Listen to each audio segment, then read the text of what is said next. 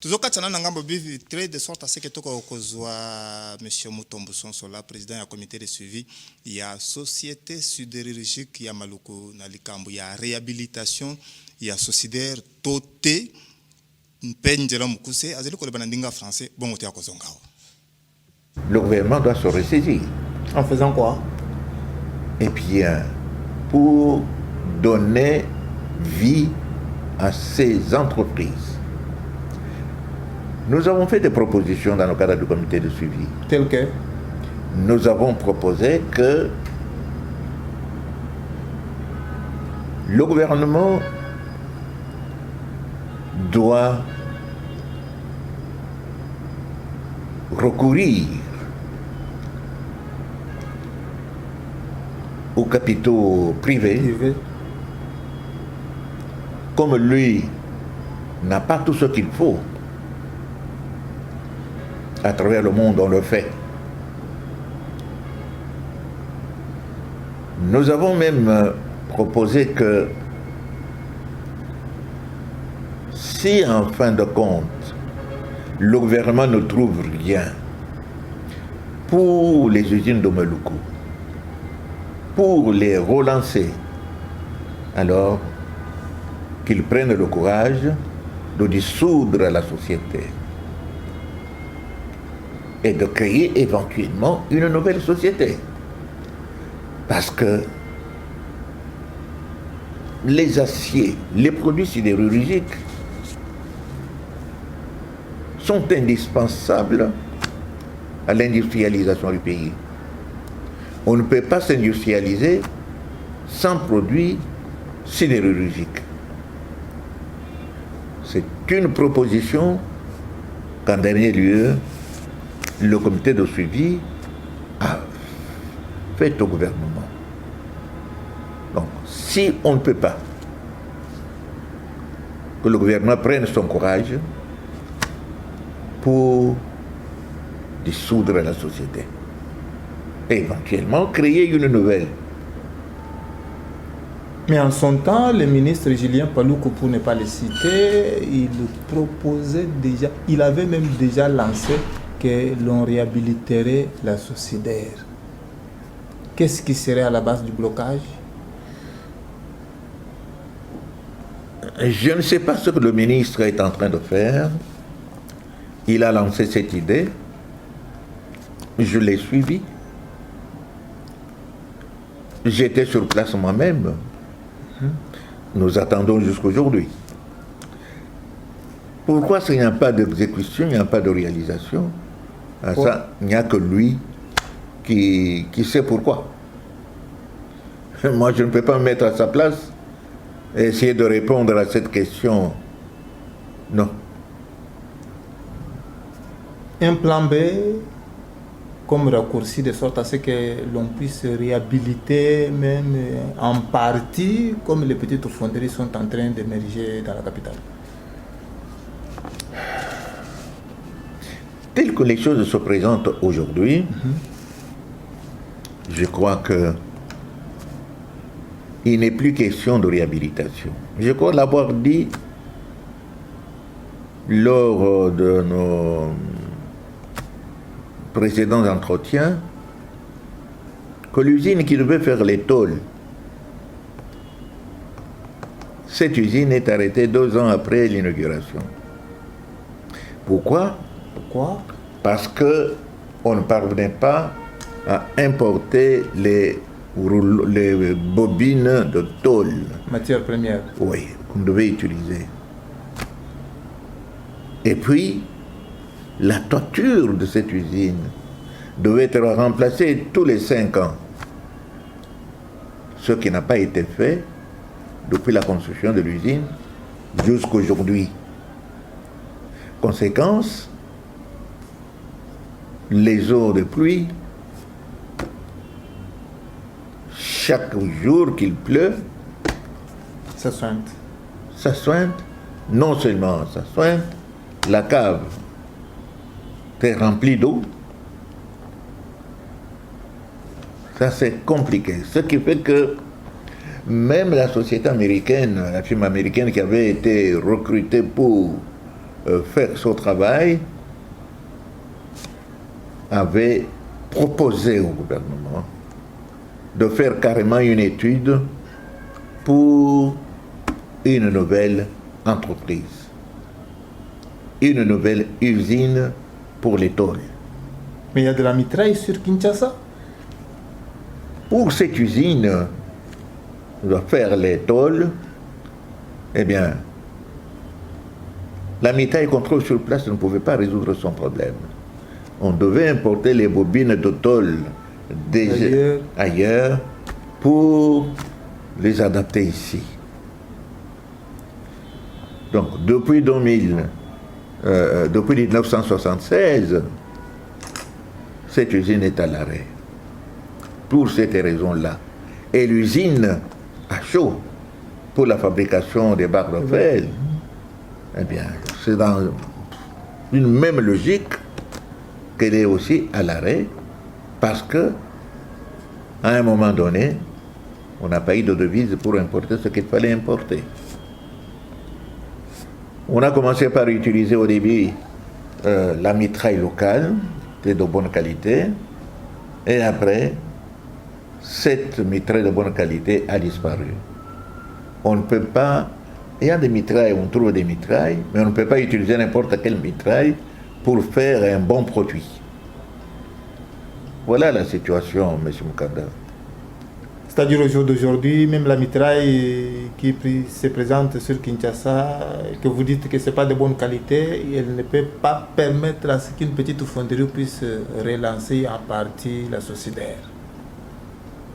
On trouve, parmi la mitraille, on en trouve qui sont d'assez bonne qualité. Mais, au niveau où se trouve la société, cette usine-là aujourd'hui, non, on ne peut plus relancer. Et il faut une autre usine. Il faut une nouvelle usine. Il faut une nouvelle usine. Nous sommes en train d'attendre l'oiseau rare qui pourra amener la nouvelle équipe gouvernementale. Qu'attendez-vous du prochain ministre qui pourra venir vous gérer? Ah, ce que nous attendons, non seulement du prochain ministre, mais du président de la République. Nous attendons du président de la République et du prochain gouvernement, avec à sa tête un Premier ministre. C'est la, comment dirais-je, la construction de nouvelles usines sidérurgiques au Congo. Un grand pays comme le Congo ne peut pas rester sans produits sidérurgiques, sans des aciers. Lorsque vous regardez ces grands bâtiments qui poussent aujourd'hui comme des champignons, ces bâtiments ont été construits avec des aciers, des produits sidérurgiques, essentiellement importés. Ce sont les capitaux qui sont sortis du pays. Mais ce que nous attendons, c'est que le président de la République et le prochain gouvernement, dans le cadre de la politique industrielle du pays, on puisse avoir des usines sidérurgiques pour répondre aux besoins du pays. Parce que on ne peut pas industrialiser sans acier, sans produits sidérurgiques. On ne peut pas industrialiser sans produits sidérurgiques. Terminons. La dernière correspondance du ministre de l'Urbanisme et Habitat, pour ne pas le citer, Pius Mwabilou Mbaye Moukala, a fait couler encre et salive dans la capitale Kinshasa. Est-ce que vous avez fumé les calumets de la paix? Comment avez-vous calmé cette tempête? nous avons réagi. Nous avons réagi en disant que le ministre de l'Industrie, de l'Urbanisme et Habitat est sous-informé ou a été induit en erreur. Parce que, en tant qu'entreprise publique, la Sociédaire, comme toutes les autres entreprises publiques, a le droit de gérer son patrimoine. Mais le ministre considère que tout le patrimoine De la société? de la Sociédaire fait partie du domaine privé de l'État. Ce qui n'est pas exact. Il a fait appel à une ordonnance de 1989 qui attribuait certaines attributions du ministère du portefeuille à ceux de l'urbanisme et habitat et des finances.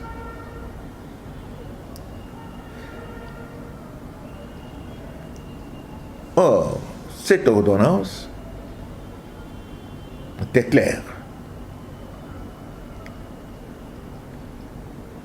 Elle n'a pas confié cette ordonnance au ministère de l'Urbanisme et Habitat la gestion du patrimoine propre de la Sociédaire. Sinon, tous les patrimoines de toutes les entreprises publiques seraient gérés par l'urbanisme et l'habitat. Mais ce qu'il y a, c'est que à l'époque de l'Institut de gestion du portefeuille, IGP,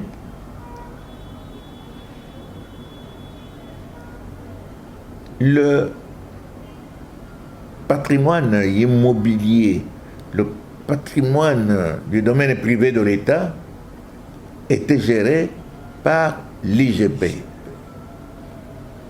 Et à la création du ministère du portefeuille, ce dernier a repris les attributions de l'IGP.